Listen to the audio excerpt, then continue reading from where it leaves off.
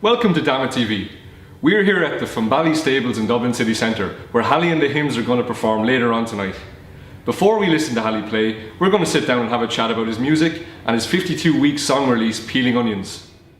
Hally, how are you? How's it going? Thanks very much for inviting us to your gig tonight. Thanks for having me. So we were at your gig last year in St David's Church in Naas, and it was a great atmosphere, really good sound. What goes into picking these kind of venues? When we sort of put this band together, part of the initial conversation and what has now evolved to be a kind of an ethos was that we were going to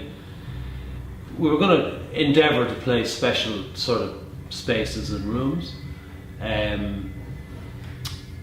I'm not particularly interested in playing the traditional venues with bars, and, well, not that I'm adverse to that, but I mean, we did a show in the Worklands recently which is exactly that, and it was great. But yeah, we sort of made a bit of a plan that we would try and seek out special rooms with good vibes to try and put this show on. And it looks really good. The venue looks amazing. I want to talk about your 52-week song release. So you've called it Peeling Onions. Yes. So you're releasing a song every week for a year, and every song has a music video as well. That's right. Where did this idea come from? Yeah. It evolved in sort of mid 2016. I had quite a lot of material or ideas that had been compiled over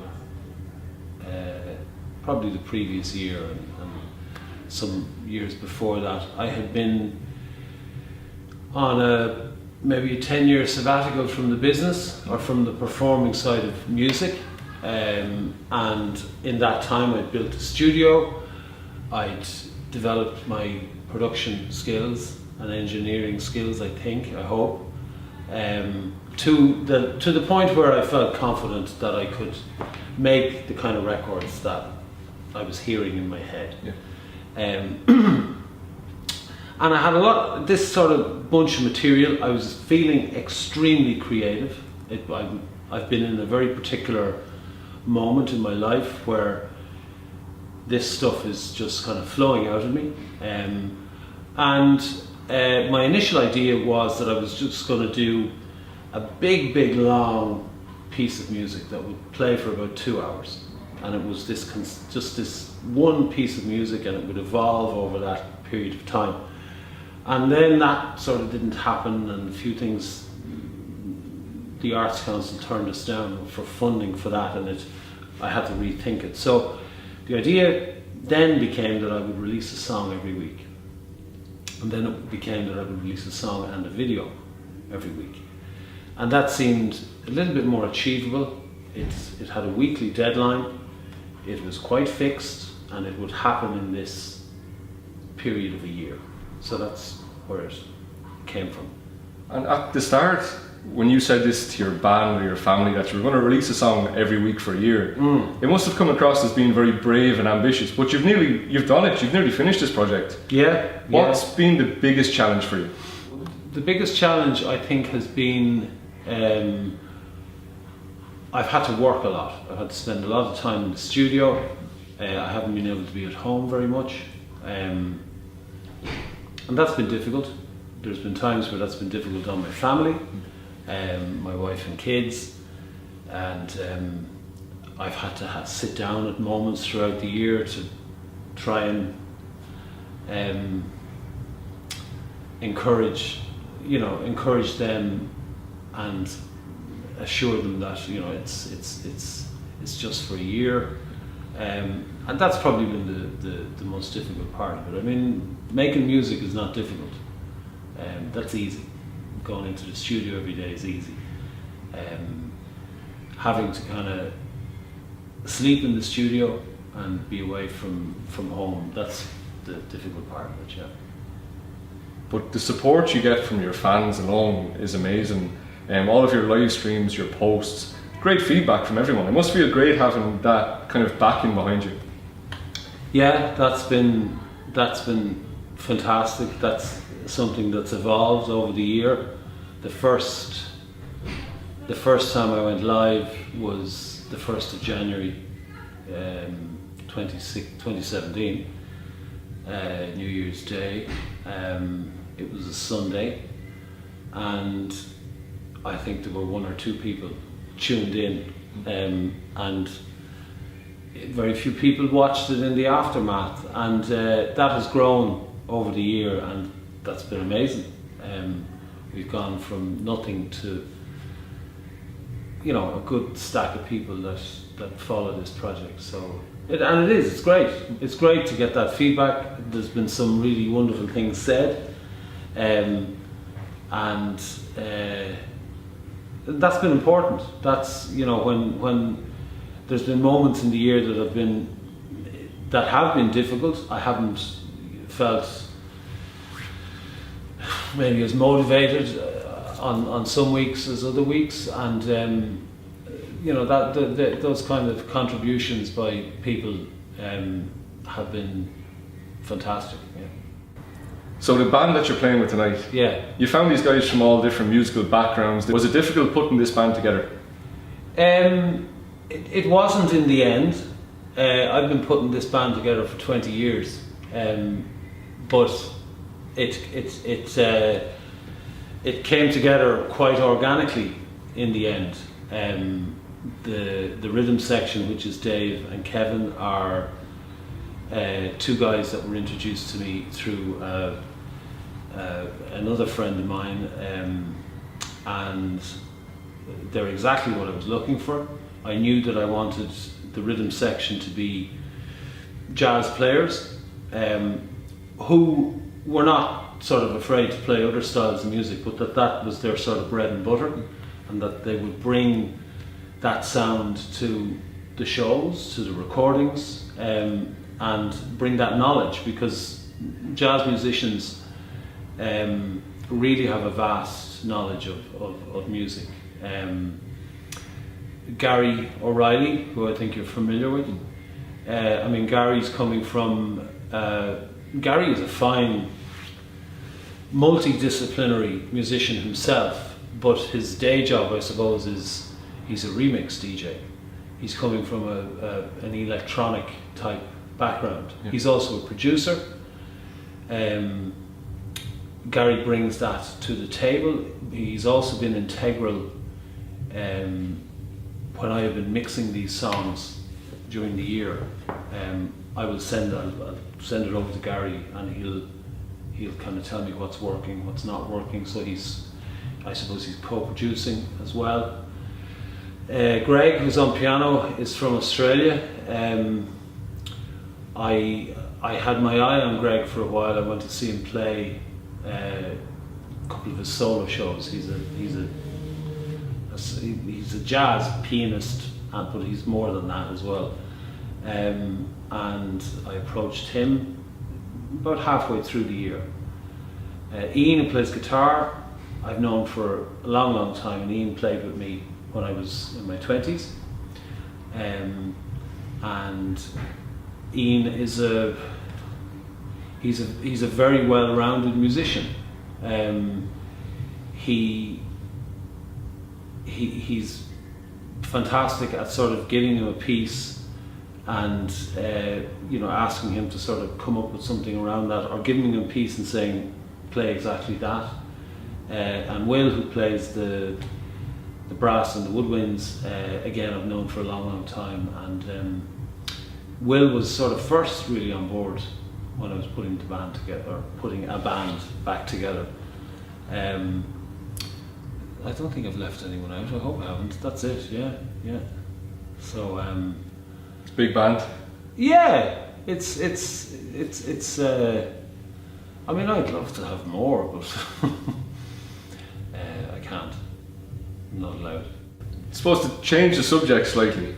In your biography, you say that you were either going to become a musician or a madman, and you started writing music in, let's say, a dark time in your life. How did that affect the kind of music you play, and did it affect the music that you listened to at the time? I don't know. I can't remember what I was listening to at the time. I would have been discovering a lot of music at that. I was young, sort of late teens, early 20s.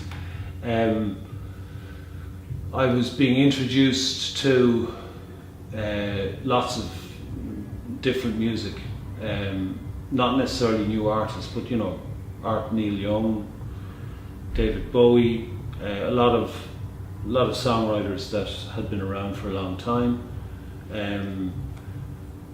and there were a couple of artists that I identified with because they wrote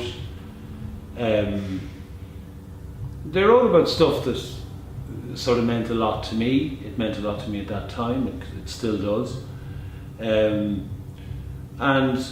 they probably had a huge influence on how I write now or how I evolved as a writer. But I've taken influence from so many different genres of music, probably to the extent that, you know, when you sit down and listen to this body of work, there are easily 7 or 8 distinct, what they would call genres. If you want to pigeonhole, you know, this music, it would fit into a lot of different styles, and then I'm sort of fusing them together, I think, at different points as well. And that's not everybody's cup of tea. You know, a lot of what I've discovered as well is sometimes people kind of want you to be one thing. Yeah. They're familiar with that, and they don't want you to change from that. And that's not my thing. I quite frankly find that very boring. As a creator of music, I need to sort of continue to challenge what I do. So I don't think I even answered your question there, really. No, you did. At Damn It TV, we do events that raises money to support mental health charities, and we think that some of the best music has been written by people who are in a dark place as well. Yeah. Do you think it's important for musicians nowadays, especially, to be talking about these kind of things? Yes, it's important for everybody to be talking about these kind of things. As a young man, I had my own challenges when it came to mental health, and it was at a time in Ireland where these things were not being spoken about. We're going back to mid to late 90s, and it was very much a taboo subject. You were medicated. That's how any of these conditions were treated. You were heavily medicated, sedated, and sort of put to one side. And that was my experience. And I had to fight. I truly had to fight to get well. Yeah. And I did. And I'm one of the fortunate people that was able to come through it.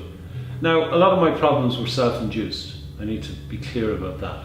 And they were induced through drug and alcohol addiction.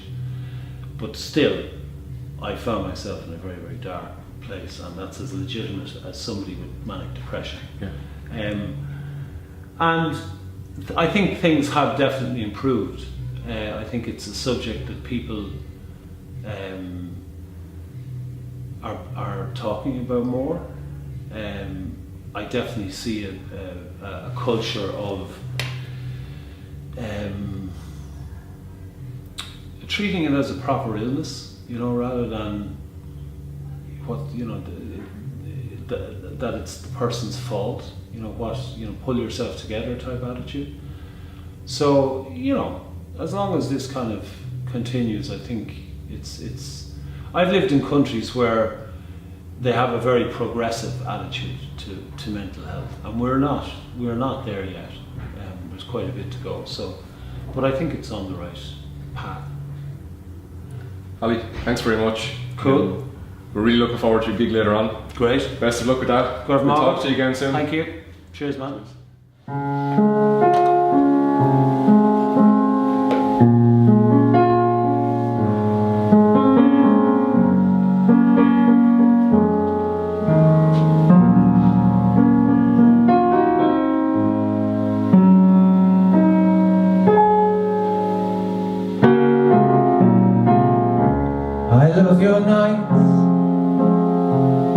when the lights subside and it casts shadow in the pouring rain on every corner, down every street. Those ladies played for one last drink. Some were girls, some of us were boys, but we all just had to be there, 'cause we didn't have a choice. And a young American, he stole my glasses, and then he wondered if my seat was free.